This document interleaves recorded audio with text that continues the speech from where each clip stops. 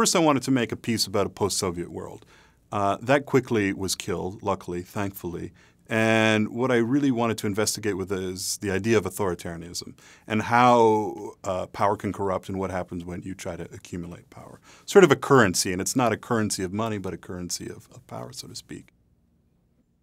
I remember standing in the middle of the crowd on Independence Square in the middle of Kiev, in middle of November, minus 20 degrees outside, snow flying everywhere.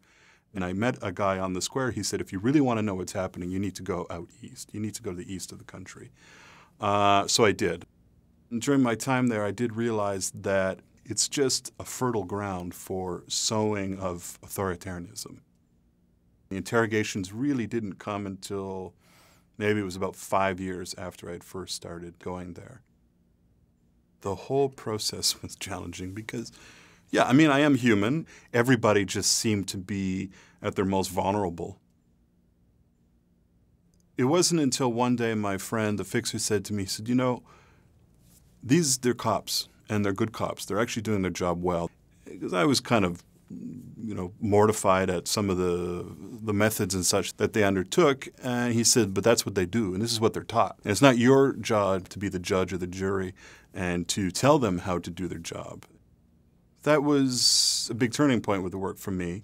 And what really, I think, started making the work, and why I call it interrogations, not just because it's a literal interrogation, but also this idea of me as a photographer, what do I do, or as an artist or as a journalist, what do? We interrogate, essentially.